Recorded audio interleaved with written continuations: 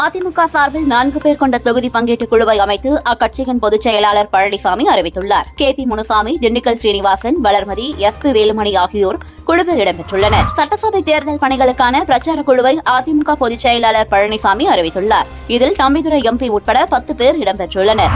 கோவையில் மதுக்கரை சிறப்பு காவல் கமாண்டன்ட் அதிகாரி ஒருவர் பெண் காவலரை காவல் நிலைய அலுவலகத்தில் வைத்தே பாலியல் வன்கொடுமை செய்ததாக வெளிவந்துள்ள செய்தி திமுக ஆட்சியில் சட்டம் ஒழுங்கில் லட்சணத்தை பட்டவர்த்தனமாக்குகிறது என வானதி விமர்சித்தார்.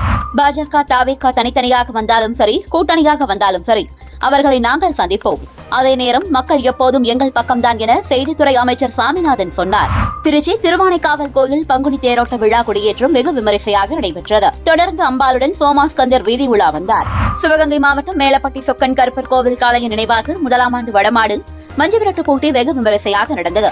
18 காளைகள், 162 காளையர்கள் பங்கேற்றனர்.